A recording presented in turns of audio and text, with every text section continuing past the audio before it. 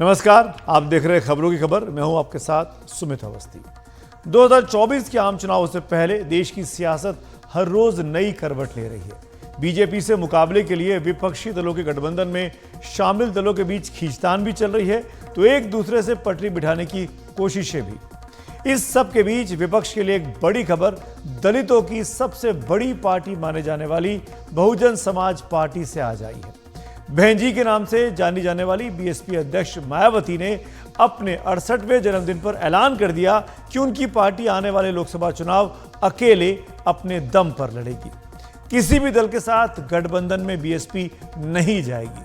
हालांकि मायावती ने चुनाव के बाद किसी भी तरह के गठबंधन की संभावना से इनकार नहीं किया है।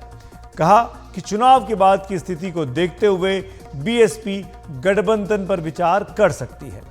अभी वो गठबंधन क्यों नहीं करना चाहती, इसकी भी उन्होंने वजह आज साफ कर दी। खासकर मैं गठबंधन के बारे में बताना चाहती हूँ। साथ ही गठबंधन को लेकर पार्टी का ये भी मानना है कि इस मामले में अभी तक का अधिकांश अनुभव यही रहा है कि गठबंधन करके चुनाव लड़ने से हमारी पार्टी को फायदा कम व नुकसान ज़्यादा होता है तथा इससे पार्टी का वोट प्रतिशत भी कम हो जाता है और फिर बीएसपी से गठबंधन करने वाली पार्टी को पूरा फायदा पहुंच जाता है। यही मुख्य वजह है कि देश में अधिकांश पार्टियां बीएसपी से गठबंधन करके चुनाव लड़ना चाहती हैं, जबकि हमें बीएसपी के हित को भी देखना बहुत जरूरी है। विपक्षी दलों के इंडिया गठबंधन में शामिल होने को लेकर कई दिनों से ये अटकलें चल रही थी कि बीएसपी इसका हिस्सा बनेगी या नहीं बनेगी। जहां कांग्रेस की स्थानीय यूपी की इकाई बीएसपी को साथ लेने की इच्छुक दिख रही थी, वहीं गठबंधन की दूसरी सहयोगी पार्टी समाजवादी पार्टी लगातार इसे लेकर ऐतराज जता रही थी। सपा अध्यक्ष अखिलेश यादव ने तो साफ तौर पर सवाल खड़े कर दिए थे। पूछा था कि मायावती के साथ गठबंधन होगा तो चुनाव के बाद की गारंटी कौन देगा। मायावती ने अपनी आज की प्रेस कॉन्फ्रेंस में अखिलेश यादव पर भी वक्त के साथ रंग बदलने का आरोप लगाया है। लेकिन सर इस चुनाव में जिस तरह से इंडिया गठबंधन मायावती को भी जोड़ना चाहता है, तो क्या अगर मायावती इस गठबंधन में जुड़ती है तो ये इंडिया गठबंधन के लिए फायदा होगा या नहीं होगा? उसके बाद का भरोसा आप दिलाओगे? बात का भरोसा आप में से कौन दिलाएगा? अगर वो आती है तो क्या आप उसमें शामिल रहेंगे? आपसे मैंने कहा बाद का भरोसा कौन दिलाएगा? ताजा उदाहरण ये है कि अभी हाल ही में विपक्ष के इंडिया गठबंधन को लेकर जिस प्रकार से सपा मुखिया ने एक सोची समझी रणनीति के तहत बीएसपी के लोगों को गुमराह करने के उद्देश्य से कुछ ही घंटों के अंदर बीएसपी प्रमुख के प्रति गिरगिट की तरह अपना रंग बदला है, तो उससे भी पार्टी के लोगों को जरूर सावधान रहना है। विडंबना देखिए, आज एक दूसरे को सार्वजनिक तौर पर आलोचना करने वाले ये दोनों दल पिछले ही यानी 2019 के लोकसभा चुनाव साथ साथ मिलकर लड़े थे। हालांकि मायावती के आज के दावे के उलट 2019 के बीएसपी के जो चुनाव हुआ था उसमें बीएसपी को गठबंधन का फायदा ज्यादा मिला था। उसने 10 सीटें हासिल की थी और समाजवादी पार्टी को 5 साल पहले मात्र 5 लोकसभा की सीटें ही मिल पाई थी। वहीं जब 2014 का लोकसभा चुनाव मायावती की पार्टी बीएसपी ने अकेले अपने दम पर लड़ा था तो मायावती की पार्टी को एक भी सीट लोकसभा में नहीं मिली थी, जबकि 2019 के चुनाव में मुस्लिम दलित वोटों का एक साथ जुटना बीएसपी के लिए ज्यादा फायदेमंद रहा और सपा के लिए कम। इस लिहाज से मायावती के इस दावे पर सवाल खड़े होते हैं कि गठबंधन से उन्हें नुकसान ही होता रहा है।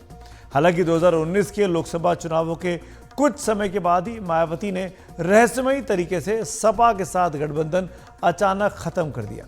अखिलेश यादव को शायद वो टीस अब भी महसूस हो रही है। इस बीच कई बार ये अटकलें चलती रहीं कि क्या मायावती राजनीति से संन्यास लेने की सोच रही हैं। खास तौर पर दिसंबर पे जब उन्होंने अपने भतीजे आकाश आनंद को अपना राजनीतिक वारिस घोषित कर दिया, उसके बाद ये चर्चा जोरों पर थी। लेकिन आज की अपनी प्रेस कॉन्फ्रेंस में मायावती ने साफ कर दिया कि उनका राजनीति से संन्यास लेने का कोई इरादा नहीं है। पिछले महीने पार्टी की ऑल इंडिया की बैठक में आम सहमति से श्री आकाश आनंद को मैंने अपना एकमात्र उत्तराधिकारी घोषित किया था। तो उसके बाद से बीच बीच में अब मीडिया में ये भी फर्जी व गलत खबरें प्रचारित की जा रही हैं कि ऐसा लगता है कि अब बीएसपी प्रमुख जल्दी ही राजनीति से संन्यास लेने वाली है, जिसमें रत्ती भर भी सच्चाई नहीं है। जबकि मेरी जिंदगी का आखिरी सांस भी पार्टी को मजबूत बनाने में ही लगा रहेगा। मायावती अपने जन्मदिन पर आज अपनी फेवरेट जिनका कलर है गुलाबी रंग, पिंक कलर, उस कपड़ों में दोबारा दिखाई दी। हर साल मायावती अपने जन्मदिन पर इसी तरह के पिंक कलर के कपड़े पहनकर प्रेस कॉन्फ्रेंस जरूर करती हैं। आज अपने 68वें जन्मदिन के मौके पर मायावती ने बीजेपी पर भी हमला बोला। पिछले कुछ वर्षों से केंद्र व राज्यों की भी सरकारों द्वारा अपने इन सब कमियों पर पर्दा डालने के लिए जिस प्रकार से धर्म व संस्कृति की आड़ में राजनीति की जा रही है, तो उससे अपने देश का संविधान एवं लोकतंत्र मजबूत नहीं बल्कि कमजोरी होगा। अब तो इनको केंद्र व राज्यों की सरकारों द्वारा गरीबी, बेरोजगारी व महंगाई आदि से मुक्ति दिलाने की बजाय तथा रोटी रोजी व रोजगार के भी साधन उपलब्ध कराने की गारंटी देने की बजाय इन्हें फ्री में थोड़ा सा राशन आदि देकर अपना गुलाम व लाचार एवं मोहताज और बनाया हुआ है। अयोध्या में रामलला के प्राण प्रतिष्ठा समारोह के मुद्दे पर मायावती ने कहा कि मुझे 22 जनवरी के कार्यक्रम के लिए अयोध्या आमंत्रित किया गया है, लेकिन मैंने अभी तक ये तय नहीं किया कि मैं जाऊंगी या नहीं, क्योंकि मैं पार्टी के कामकाज में इन दिनों व्यस्त हूं। उन्होंने ये भी कहा कि हमें किसी भी कार्यक्रम से कोई आपत्ति नहीं है, हम इसका स्वागत करते हैं। अगर बाबरी मस्जिद से जुड़ा कोई और कार्यक्रम होगा तो हम उसका भी स्वागत करेंगे। बीते 3 दशक से उत्तर प्रदेश की बड़ी सियासी ताकत बनी रही मायावती की सियासत को समझना आसान नहीं है। वो 4 बार उत्तर प्रदेश की मुख्यमंत्री रह चुकी हैं, 3 बार बीजेपी के समर्थन से सरकार बनाई है। हर बार चुनाव के बाद उन्होंने गठबंधन किया है। 1995 में वो महज 5 महीने मुख्यमंत्री रहीं। 1997 में वो 7 महीने के लिए मुख्यमंत्री बनी। इसके बाद मई 2002 से अगस्त 2003 तक यूपी की मुख्यमंत्री वो फिर से बनी और अंत में 2007 से 2012 तक वो पूरे 5 साल तक उत्तर प्रदेश की मुख्यमंत्री रहीं। इस बार उन्होंने अपने दम पर ही यूपी विधानसभा में बहुमत पाया और सरकार बनाई। लेकिन जानकारों के मुताबिक बीते 1 दशक में जमीनी राजनीति पर मायावती की पकड़ ढीली होती गई है। जनसभाओं और पार्टी के कार्यक्रमों में उनकी मौजूदगी भी कम होती दिखी है। इसी दौर में राजनीति में बीएसपी का ग्राफ भी बड़ी तेजी से नीचे गया है। जो बीएसपी 2007 में 206 सीटों के साथ अपने दम पर सत्ता में आई, वो 2012 के विधानसभा चुनावों में 80 सीट पर सिमट गई, जबकि 2017 के विधानसभा चुनाव में बीएसपी को उत्तर प्रदेश की 403 सीटों में से महज 19 सीटें ही हासिल हुई थी। ये वो साल था जब योगी आदित्यनाथ को बीजेपी का मुख्यमंत्री बनाया गया। 2017 का आंकड़ा 1991 के बाद बीएसपी का सबसे कम सीटों का आंकड़ा रहा। 1991 में बीएसपी ने सिर्फ 12 सीटें ही जीती थी। 2022 के विधानसभा चुनावों में मायावती की पार्टी का विधानसभा चुनावों में सूपड़ा साफ हो गया। उनकी बीएसपी को महज 1 सीट मिल पाई। एक दौर में राज्य में बीएसपी का जो वोट बैंक 22% तक पहुंच चुका था, वो 2022 के विधानसभा चुनावों तक 12.88% रह गया। 10% की गिरावट 10 सालों में। आम चुनावों की बात करें तो 2014 के आम चुनाव में मोदी लहर उत्तर प्रदेश और पूरे देश पर छाई थी। बीएसपी को यूपी से लोकसभा की एक भी सीट 2014 में नहीं मिली थी। 2019 के लोकसभा चुनाव में उसने सपा के साथ हाथ मिलाया, जिसका फायदा बीएसपी को मिला। मायावती की पार्टी को 10 सीटें आईं, जबकि सपा को महज 5 सीटें हासिल हुई। इस गठबंधन को उन्होंने चुनावों के कुछ समय बाद अचानक तोड़ दिया। अब 2024 के आम चुनाव में वो अकेले मैदान में उतर रही हैं। 1990 के दशक में कांग्रेस और समाजवादी पार्टी के साथ गठबंधन कर नुकसान उठाने का दावा करने वाली मायावती 90 के दशक की बात तो कर रही हैं, लेकिन 2019 के लोकसभा चुनाव का जिक्र नहीं कर रही, जब समाजवादी पार्टी के साथ गठबंधन करके बीएसपी चुनाव लड़ी और बीएसपी को 10 लोकसभा सीटें हासिल हुई। वहीं समाजवादी पार्टी महज 5 सीटों पर सिमट गई। 2014 के लोकसभा चुनाव में बीएसपी एक भी सीट जीतने में सफल नहीं हो पाई थी। वहीं 2022 के विधानसभा चुनाव की बात करें तो 403 सीटों में बीएसपी को सिर्फ एक विधानसभा की सीट पर जीत हासिल हुई। वहीं वोट बैंक 12% के आसपास आकर सिमट गया। मायावती के अकेले चुनाव लड़ने की घोषणा से सबसे बड़ा झटका कांग्रेस को लगा है। इंडिया अलायंस की अगुवा कांग्रेस को लगता है कि उत्तर प्रदेश में सपा और बसपा अगर साथ आ जाते हैं तो इससे बीजेपी को कड़ी टक्कर दी जा सकती है, लेकिन बीएसपी के अलग लड़ने से वोटों का बिखराव हो सकता है और इससे बीजेपी को फायदा हो सकता है। कुछ दिन पहले लखनऊ में कांग्रेस के प्रभारी अविनाश पांडे से जब एनडीटीवी ने सवाल किया कि क्या बीएसपी गठबंधन में आ सकती है, तो उन्होंने कहा कि हम बसपा के संपर्क में हैं। वहीं जब यही सवाल अखिलेश यादव से पूछा गया तो वो मायावती का नाम सुनते ही नाराज हो गए। तो मायावती के अपने दम पर चुनाव लड़ने के ऐलान से फायदा ज्यादातर बीजेपी को मिल सकता है, क्योंकि अब ट्रायंगुलर कॉन्टेस्ट होगा, त्रिकोणीय मुकाबला यूपी में। एक तरफ बीजेपी और उसके घटक दल, एक तरफ इंडिया ब्लॉक यानी सपा कांग्रेस आरएलडी और एक तरफ मायावती की बीएसपी। ट्रायंगुलर कॉन्टेस्ट में वोट जब बटेगा तो आप समझ सकते हैं कि वोट किसको ज्यादा फायदा होगा। मायावती पे अक्सर ये आरोप लगता रहा है कि वो बीजेपी की बी टीम की तरह काम करती है। कुछ जानकार कहते हैं कि वो सुविधा के हिसाब से अपनी सक्रियता कम कर देती है। जमीनी राजनीति में अब वैसी सक्रिय दिखाई नहीं देती हैं। कभी कभार सोशल मीडिया की पोस्ट तक ही वो सीमित हो गई हैं। 2014 के लोकसभा चुनाव के बाद से यह आरोप और गाढ़ा होता गया। उन्हें तब और बात बल मिला जब उन्होंने 2017 के विधानसभा चुनावों में मुस्लिम समुदाय के 100 उम्मीदवारों को टिकट दे दिया। कई जानकारों ने इसे विपक्ष के मुस्लिम वोट बैंक वोटों को बांटने की रणनीति के तौर पर देखा ताकि बीजेपी को फायदा मिले, और वो मिला भी। 2017 में बीजेपी ने अपने दम पर उत्तर प्रदेश में सरकार बना ली, जबकि बीएसपी को महज 19 सीटें ही हासिल हुई। जानकार बताते हैं कि बीएसपी द्वारा बीजेपी की मदद के इस नैरेटिव से कई गैर जाटव दलित जैसे धोबी, पासी, खटीक, दुसाध, पासवान और नोनिया, इन समुदायों ने दूसरे राजनीतिक दलों की ओर देखना शुरू कर दिया है। इसीलिए बीएसपी को अब चिंता यह है कि उसका प्रभाव सिर्फ जाटव समुदाय तक ही सिमटता जा रहा है।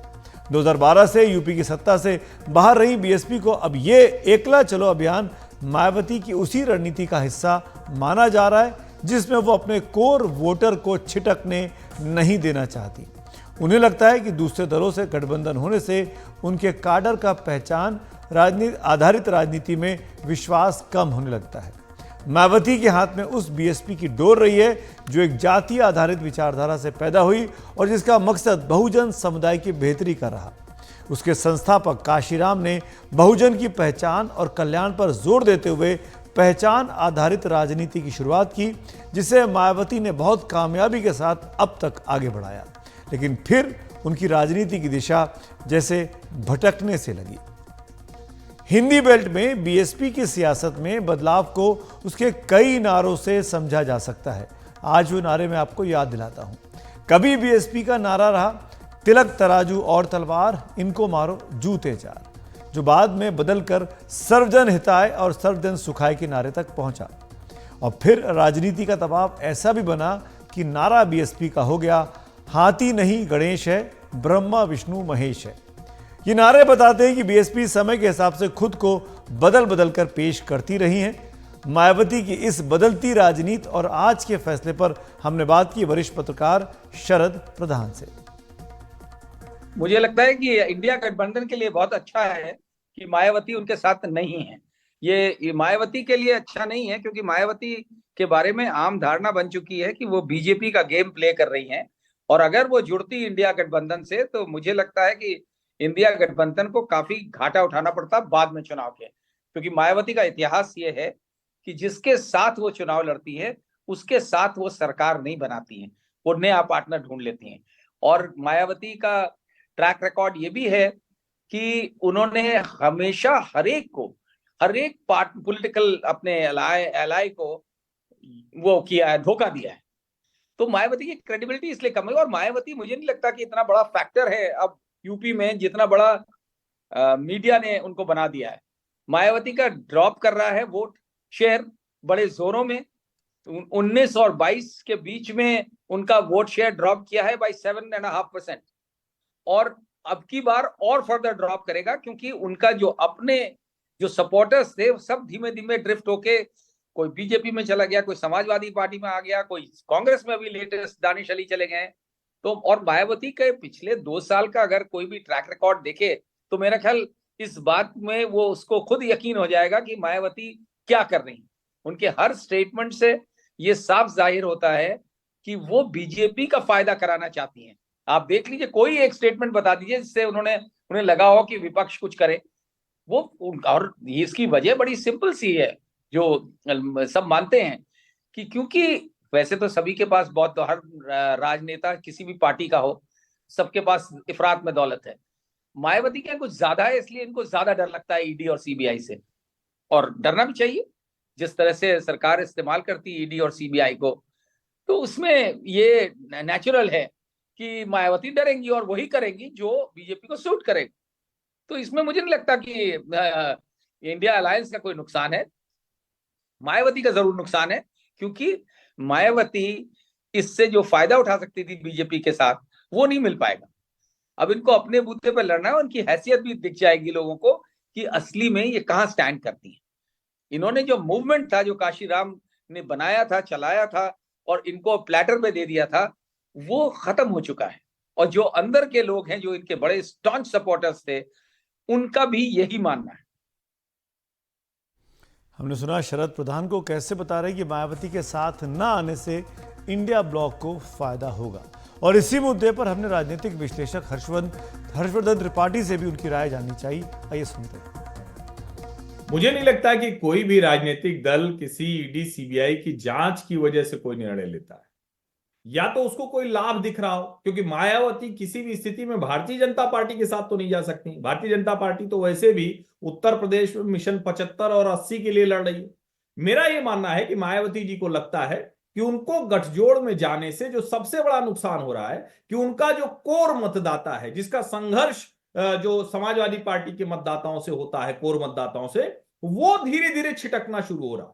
और मायावती को लगता है कि एक दलित नेता के तौर पर जो उनकी भूमिका है वो धीरे धीरे कम होती जा रही, और इसी वजह से वो इस गठजोड़ का हिस्सा नहीं बनना चाहती है। नंबर 1। नंबर 2, ये उनको लगता है कि अगर इस तरह की एक स्थिति बनेगी जिसमें वो दल आकर कहें कि नहीं आप आ जाइए, इनके बिना, आपके बिना हम भाजपा को नहीं हरा सकते हैं, तो उनके लिए बार्गेनिंग के अच्छे चांसेज होंगे, अच्छा अवसर होगा कि वो ज्यादा सीटें मांग सकें। अभी वो जाएंगी तो अखिलेश यादव के सामने वो कहेंगे, अखिलेश यादव 30% से अधिक पर खड़े हैं, ये 12% के आसपास है, तो सीधे सीधे कहा जाएगा कि आपको उसी हिसाब से सीटें मिलनी चाहिए।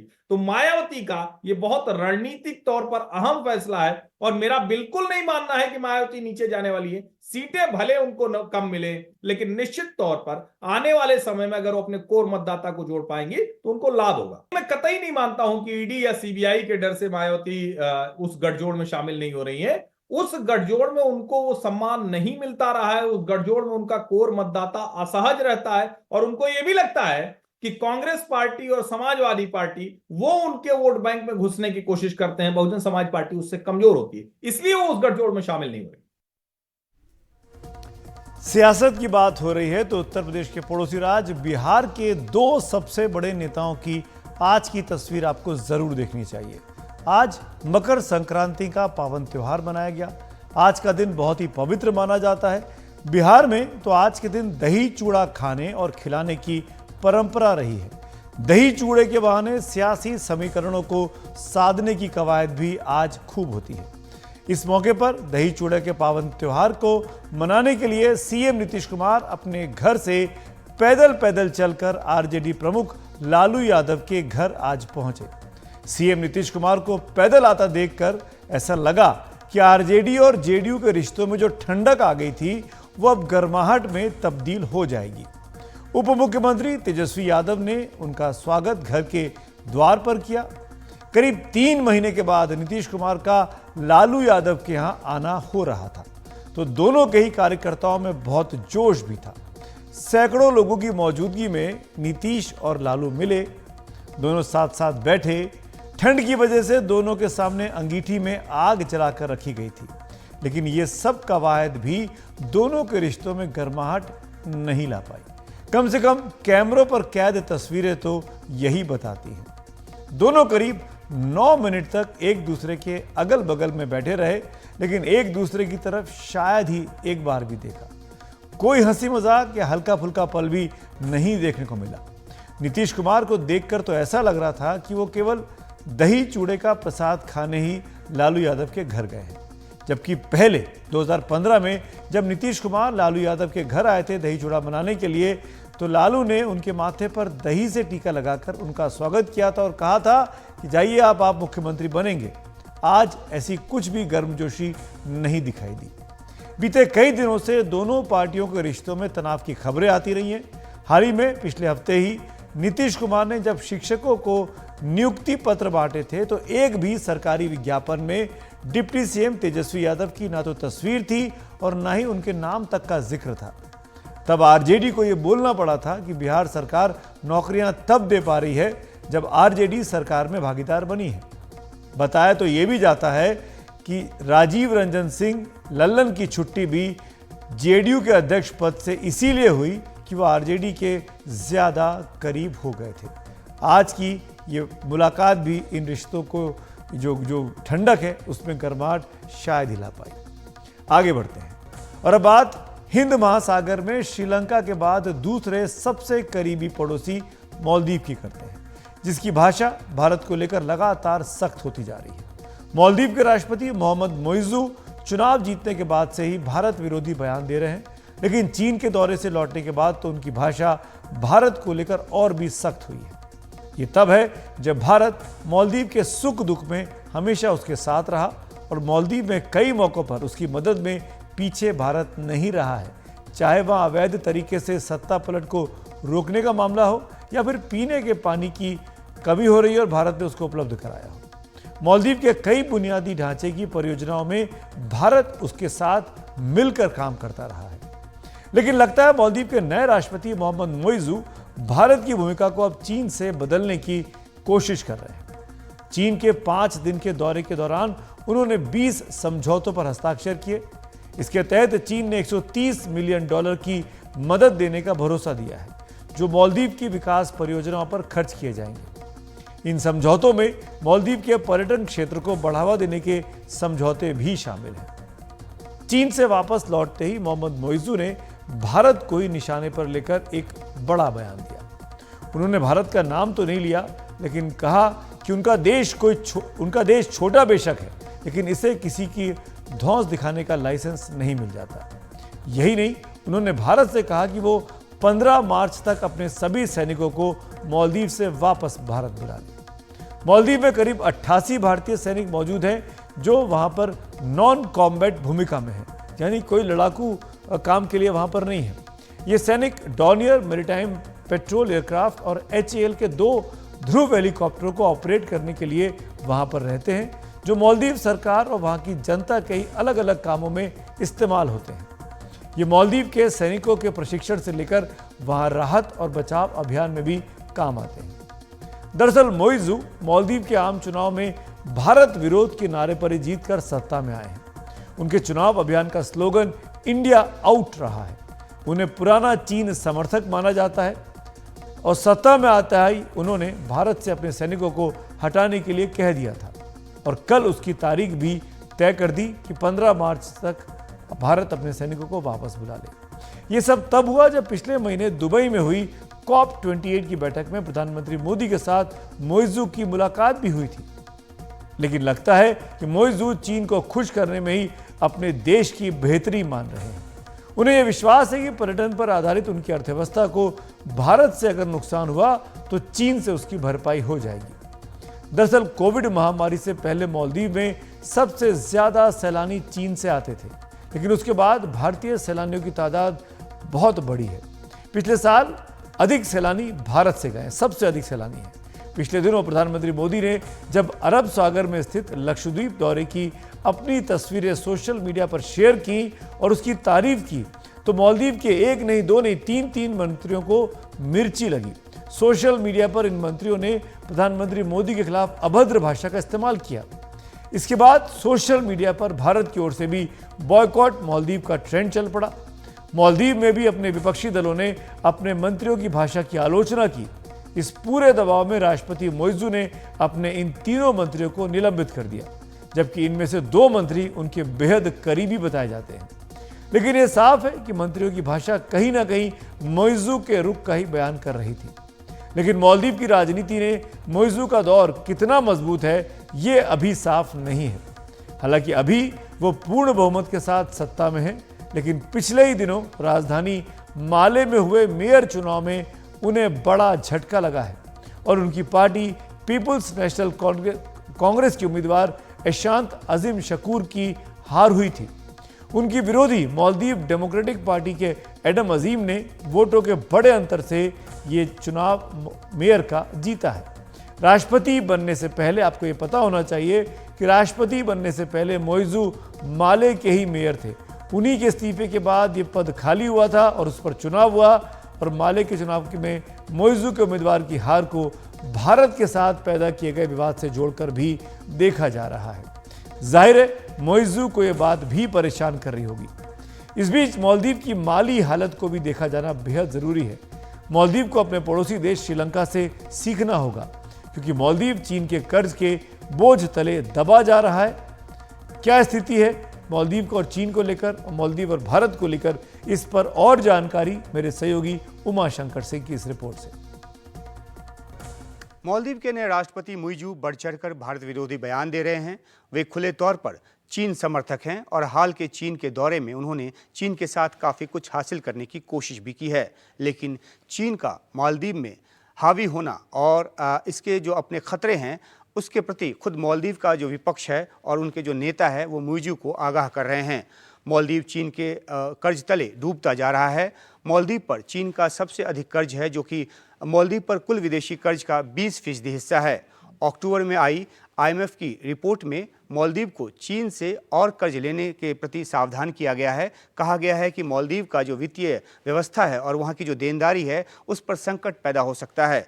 मालदीव पर चीन का 1.37 बिलियन अमेरिकी डॉलर का कर्ज पहले से है। मोइजू ने चीन के राष्ट्रपति शी जिनपिंग से अनुरोध किया है कि कर्ज अदायगी का जो सिस्टम है उसको नए सिरे से तय किया जाए और अगले 5 साल में कर्ज भुगतान के लिए मोहलत दी जाए। इस सिलसिले में दोनों देशों के बीच बातचीत जल्द शुरू होगी। IMF के आंकड़ों के मुताबिक मालदीव का जो GDP है वो 4.5 बिलियन अमेरिकी डॉलर का है और कर्ज अदायगी का जो संकट है वो पैदा हो सकता है। मालदीव के पूर्व उपराष्ट्रपति अहमद अदीब ने चीन और मालदीव का जो चीन पर जो मालदीव की बढ़ती निर्भरता है उसके प्रति आगाह किया है और कहा है कि हालात श्रीलंका जैसे हो सकते हैं। श्रीलंका ने चीन से खूब कर्ज लिए, उस पर विदेशी कर्ज का बोझ इतना बढ़ गया कि उसे चुकाने की समस्या पैदा हो गई। विदेशी भुगतान बंद होने से ज़रूरी सामानों का आयात बंद हो गया और पूरे देश में हाहाकार मच गया। राष्ट्रपति को देश छोड़कर भागना पड़ा। लेकिन श्रीलंका से सीख लेने को मोइजू तैयार नहीं दिख रहे। मोइजू ने अपने पहले चीन दौरे में 130 मिलियन की जो मदद है और हासिल की है और इसे मालदीव के विकास परियोजनाओं पर खर्च किया जाएगा। इसमें माले में सड़क निर्माण भी शामिल है। 50 मिलियन की जो मदद है वो हुल-हुमाले में टूरिज्म को बढ़ावा देने के लिए किया जाएगा, उसका वो खर्च, और चीन मालदीव को 100 बिस्तर वाले अस्पताल के लिए भी अनुदान देगा। दूसरी तरफ भारत मालदीव को सतत रूप से आर्थिक मदद देता रहा है। भारत ने माले एयरपोर्ट के विकास के लिए 134 मिलियन डॉलर का कर्ज दिया। मालदीव और भारत के बीच कई तरह के रक्षा समझौते हैं। भारत के 88 सैनिक मालदीव में हैं जो वहां ट्रेनिंग और रेस्क्यू जैसे कामों को अंजाम देते हैं। स्वास्थ्य सुविधा के लिए हेलीकॉप्टर सेवा भी मुहैया कराया जाता है। अपने परंपरागत मददगार को छोड़कर मोइजू चीन के चक्कर में पड़े हैं। मालदीव को इसका खामियाजा शायद बाद में भुगतना पड़े। और अब बात एक और देश की जो बड़े द्वीपों पर बसा है। हम बात कर रहे हैं ताइवान की, जो उत्तर पश्चिमी प्रशांत महासागर में पूर्वी और दक्षिण चीन सागर के बीच में स्थित है। पूर्वी एशिया का यह देश चीन की आंख की किरकिरी रहा है और चीन उसे अपना हिस्सा बताता है। आधिकारिक तौर पर रिपब्लिक ऑफ चाइना नाम से जाने जाने वाले ताइवान ने एक बार फिर चीन को मुंह चढ़ा दिया है। ताइवान के चुनावों में चीन विरोधी पार्टी डेमोक्रेटिक प्रोग्रेसिव पार्टी लगातार तीसरी बार जीतकर सत्ता में लौट आई है। साफ है, ताइवान के लोगों ने चीन की तमाम चेतावनियों को नजरअंदाज कर अपने पसंद की सरकार चुनी है। चीन ने चेतावनी दी थी कि डेमोक्रेटिक प्रोग्रेसिव पार्टी को फिर से जीतने पर ताइवान की चीन के साथ झड़प का खतरा बढ़ जाएगा, लेकिन ताइवान के लोगों ने चीन की धमकी की कोई परवाह नहीं की। इसके साथ ही पिछले उपराष्ट्रपति लाई चिंग-ते ताइवान के नए राष्ट्रपति बनने जा रहे हैं। उन्हें चीन द्वारा खतरनाक अलगाववादी बताया जाता है। चुनावों में जीत के साथ ही लाई चिंग-ते ने अपने हजारों समर्थकों के बीच कहा कि हम ताइवान को दुनिया के नक्शे पर कायम रखने में कामयाब रहे। इस चुनाव ने दुनिया को दिखाया है कि ताइवान के लोग लोकतंत्र में कितना यकीन करते हैं। मुझे उम्मीद है चीन ये समझ सकता है। ताइवान के चुनावों में वैसे तो जनता से जुड़े तमाम मुद्दे होते हैं, लेकिन सबसे बड़ा मुद्दा होता है कि ताकतवर और विशाल पड़ोसी चीन के साथ किस तरीके से डील किया जाएगा। शी जिनपिंग के शासन में चीन ने हमेशा ताइवान को लेकर और भी ज्यादा उग्र रुख दिखाया है। अक्सर ताइवान के आसपास चीन अपनी ताकत का प्रदर्शन करने के लिए फौजी ड्रिल करता रहता है। कितनी बार चीन के लड़ाकू विमान ताइवान की समुद्री सीमा लांघ जाते हैं या उसके आसपास उड़ते हैं, और समंदर में भी चीन की नौसेना ताइवान को डराने धमकाने की कोशिश करती दिखती है, जिसका ताइवान सख्ती से विरोध करता आया है। चीन के राष्ट्रपति शी जिनपिंग ऐलान कर चुके हैं कि ताइवान का अंत में चीन में विलय होकर ही रहेगा। ताइवान में हुए चुनावों के नतीजों का जहां अमेरिका समेत तमाम पश्चिमी देशों ने स्वागत किया है और इसे वहां स्वस्थ लोकतंत्र की ताकत का नमूना बताया है, वहीं चीन ने कहा है कि ताइवान में भले जो बदलाव हो जाए, मूल तथ्य यही रहेगा कि दुनिया में एक ही चीन है और वो ताइवान का हिस्सा है और ये बदलेगा नहीं। चीन ने यह भी कहा कि अंतर्राष्ट्रीय समुदाय एक चीन के सिद्धांत पर अमल करेगा। चीन के पड़ोसी देश रूस ने मतदान के बाद कहा कि मॉस्को ताइवान को चीन के अभिन्न अंग के तौर पर ही देखता है। हालांकि भारत की ओर से अभी तक ताइवान के इन चुनावों पर कोई आधिकारिक बयान नहीं आया है। और ताइवान के चुनाव के नतीजों पर ज्यादा बात करने के लिए हमारे साथ हैं अंतर्राष्ट्रीय मामलों के जानकार हर्ष पंत जी। सर, स्वागत है आपका। मेरा पहला सवाल आपसे, ताइवान के चुनाव नतीजों को आप कैसे देखते हैं? क्या आपको लगता है कि इसके बाद चीन ताइवान पर अपना दबाव और बढ़ा देगा? देखिए, इससे चीन जो है वो और तिलमिलाएगा, क्योंकि एक जो बहुत बड़ी जीत जो डीपीपी की हुई है, वो एक तीसरी जीत है लगातार। और ये जीत डीपीपी जो पार्टी है इसको मिलती जा रही है। ये प्रो इंडिपेंडेंस पार्टी है।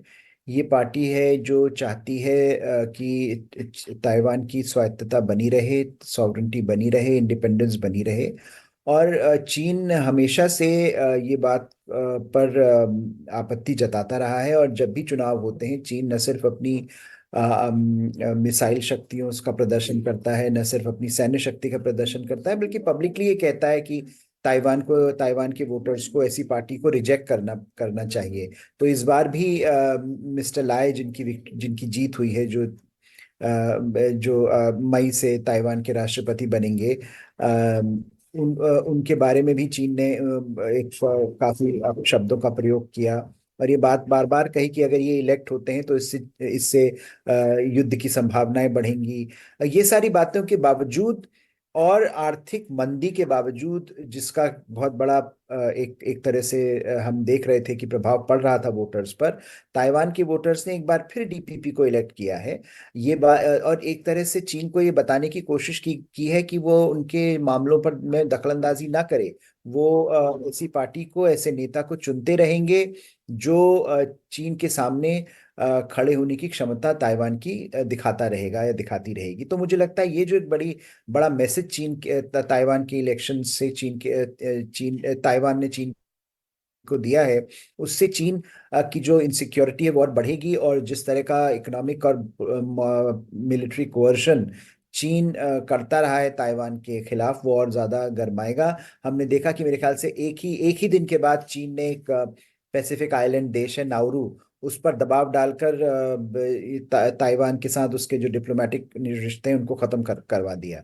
तो चीन की ये जो कोर्सिव टैक्टिक्स हैं ये चलती और बढ़ेंगी, और एक जो इनसिक्योरिटी है वो और बढ़ेगी, और जो मिलिट्री शक्ति का प्रयोग जिस तरह से चीन करता रहा है उसकी संभावना और बढ़ जाती है ताइवान स्ट्रेट में। तो एक तरह से हम देख रहे हैं कि एक बड़ी हम एक समय जिस समय दुनिया एक बहुत काफी गंभीर मसलों से जूझ रहा है, ताइवान स्ट्रेट में भी इंस्टेबिलिटी बनी रहने की संभावना है।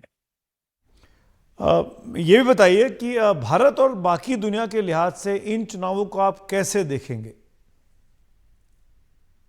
दुनिया के पर्सपेक्टिव से बहुत बहुत महत्वपूर्ण चुनाव था, और कई ऐसे देश जो चीन की एक्सपेंशनिस्ट पॉलिसी से परेशान रहे हैं पिछले कुछ सालों में, चाहे वो साउथ चाइना सी हो, ईस्ट चाइना सी हो, हिमालयन बॉर्डर हो हमारे खिलाफ, या ताइवान स्ट्रेट जो क्रॉस स्ट्रेट में जो चैलेंजेस रहे हैं, उसको देखते हुए एक तरह से चीन के खिलाफ पुशबैक का एक और हमको उदाहरण देखने को मिला इस चुनाव में।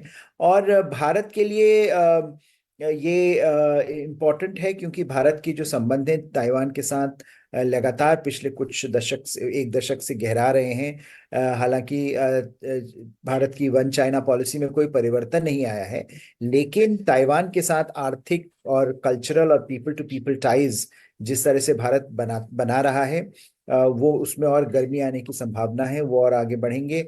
और बड़ा इम्पोर्टेंटली जो सेमीकंडक्टर हब है, ताइवान को दुनिया का सेमीकंडक्टर हब माना जाता है, और जिस तरह से तकनीक बढ़ रही है, मॉडर्न टेक्नोलॉजी सेमीकंडक्टर्स पर निर्धारित है, तो वो जो एक ताइवान का रोल है ग्लोबल इकोनॉमी में वो बहुत महत्वपूर्ण हो जाता है। और ताइवान डाइवर्सिफाई करने की कोशिश कर रहा है, ताइवान की जो ओवर डिपेंडेंस है चीन के ऊपर उसको कम करने की कोशिश कर रहा है, और देशों के साथ अपनी आर्थिक संबंध बढ़ाने की कोशिश कर रहा है। भारत भी अपने जो ओवर डिपेंडेंस है चीन के ऊपर उसको कम करने की कोशिश कर रहा है। तो जहां पर इन दोनों देशों के बीच में एक आर्थिक संबंधों में और आगे बढ़ने की संभावना इस चुनाव के बाद बढ़ जाती है। और अमेरिका भी इसमें बड़ा इंपॉर्टेंट रोल प्ले करेगा, क्योंकि जो इंटायर सेमीकंडक्टर सप्लाई चेन है उसमें किस तरह से भारत और ताइवान दोनों मिलकर उसको रिस्ट्रक्चर करें, इसमें न सिर्फ भारत का और ताइवान का हित शामिल है, बल्कि इसमें दुनिया की जो दुनिया के बड़ी शक्तियों का पूरी जो ग्लोबल इकोनॉमी है उसके सारे हित सम्मिलित हैं। तो मुझे लगता है इन चुनावों के बाद इसकी संभावना और बढ़ जाएगी कि इस दिशा में और काम किया जाएगा और भारत और ताइवान के संबंध और गरमाएंगे। चलिए, बहुत बहुत शुक्रिया हर्ष पंत जी का। कुल मिलाकर ये दोनों देश, चाहे मालदीव हो या फिर ताइवान हो, अगर मालदीव में चीन भारत को तंग कर रहा है तो ताइवान के ऐसी सरकार बन गई है जो चीन को परेशान कर रही है। तो भारत के पास मौका है ताइवान के साथ संबंधों को सुधार कर, कम से कम सेमीकंडक्टर्स के बहाने ही सही, आप एक तरीके से चीन को कुछ परेशान तो कर ही सकते हैं। घने कोहरे के चलते दिल्ली एयरपोर्ट पर 100 से ज्यादा फ्लाइट देरी से चल रही हैं या कैंसिल हो गई हैं। यात्री परेशान हैं। इंडिगो की एक फ्लाइट में तो एक यात्री ने को पायलट को सरेआम थप्पड़ मार दिया। दिल्ली पुलिस ने अब केस दर्ज कर लिया है और कानूनी कार्रवाई इस व्यक्ति के खिलाफ की जा रही है। उधर एयर इंडिया की फ्लाइट लेट होने के चलते जबरदस्त हंगामा भी एयरपोर्ट पर देखने को मिला। इंडिगो फ्लाइट में को पायलट अनूप कुमार उड़ान में देरी का अनाउंसमेंट कर रहे थे कि इस यात्री साहिल कटारिया ने उन्हें जोरदार घूंसा मारा। कुछ देर के लिए अफरा तफरी मच गई। इसके बाद सीआईएसएफ ने साहिल कटारिया को हिरासत में लेकर दिल्ली पुलिस के हवाले कर दिया। पुलिस ने केस दर्ज कर लिया है। आरोपी दक्षिणी दिल्ली का रहने वाला है। सीआईएसएफ ने उस जो यात्री है साहिल कटारिया, उसको डिटेन कर लिया और दिल्ली पुलिस के हवाले कर दिया। दिल्ली पुलिस ने इस पूरे मामले में केस दर्ज कर लिया है और जांच चल रही है। दिल्ली पुलिस सूत्रों के मुताबिक इंडिगो के विमान को रविवार सुबह 7 बजे गोवा जाना था। सभी यात्री विमान में बैठ गए थे, लेकिन देरी होती गई और 2:30 बजे विमान के दरवाजे बंद करके कहा गया कि विमान टेक ऑफ करने वाला है। लेकिन इसी बीच को पायलट अनाउंस करने के लिए आए कि फ्लाइट में और देरी हो रही है। इससे एक यात्री साहिल कटारिया आपा खो बैठा। This pilot, he coming and saying, ये पायलट बार बार आ रहा था और कह रहा था कि आप लोग बहुत सवाल पूछ रहे हैं और आपकी वजह से हमने अपनी लाइन मिस कर दी और अब हमें इंतजार करना होगा। उड़ान में देरी होने की जिम्मेदार पायलट यात्रियों को ठहरा रहा था। he blamed passengers that because of them they have to wait longer, like, and this delay because of them. इस विमान ने 12 घंटे के बाद शाम 7 बजे गोवा के लिए उड़ान भरी। दिल्ली पुलिस सूत्रों के मुताबिक इस फ्लाइट को सुबह 7 बजे निकलना था और सारे पैसेंजर्स फ्लाइट के अंदर बैठ गए, लेकिन इसी बीच अनाउंसमेंट किया गया कि फ़्लाइट 10:30 बजे जाएगी। 10:30 बजे दोबारा अनाउंसमेंट हुआ कि फ़्लाइट 12:30 बजे जाएगी, लेकिन तब भी फ़्लाइट नहीं गई और सारे पैसेंजर्स अंदर ही बैठे रहे। इसके बाद ये कहा गया कि फ़्लाइट करीब 2:30 बजे गोवा के लिए निकलेगी। 2:30 बजे फ़्लाइट के दरवाजे बंद हो गए और तब तक सारे पैसेंजर्स अंदर थे, लेकिन दरवाजे बंद होने के बाद जो को पायलट अनूप कुमार हैं वो आए और उन्होंने अनाउंसमेंट किया कि फ़्लाइट अभी और डिले है और फ़्लाइट अभी नहीं जाएगी। इसी तरह 14 जनवरी की ये तस्वीरें एयर इंडिया के विमान की हैं, जहां यात्रियों का केबिन क्रू के लोगों के साथ झगड़ा और हंगामा हो रहा है। विमान को सुबह 9 बजे मुंबई के लिए उड़ना था, लेकिन यात्रियों के मुताबिक फ्लाइट 17 घंटे बाद उड़ी। इस दौरान कभी उन्हें बताया गया कि विमान का पायलट दूसरी फ्लाइट में चला गया है, तो कभी कहा गया कि केबिन क्रू के लोग दूसरी फ्लाइट में चले गए हैं। यात्रियों के मुताबिक उन्हें खाना भी नहीं दिया गया और वो 17 घंटे तक एयरपोर्ट पर पड़े रहे। दिल्ली में कोहरे और लो विजिबिलिटी की वजह से 100 से ज्यादा देसी विदेशी फ्लाइट्स देरी से चल रही हैं और कई फ्लाइट कैंसिल भी की जा रही हैं। रात को 3 बजे की थी, अभी 11:32 पे आई है। अच्छा, अभी व्हाट डिले फ्लाइट? 10 घंटा लेट है। गेस्ट आ रहे हैं, सऊदी एयरलाइंस है, जद्दे से जो है वो 2 घंटा लेट है। अच्छा जी, तो उसका 8:54 का टाइम था और वो 11:17 पे उतरी है फ्लाइट। नई दिल्ली से कैमरामैन मोहम्मद मुरसलीन के साथ मुकेश सिंह सेंगर, एनडीटीवी इंडिया।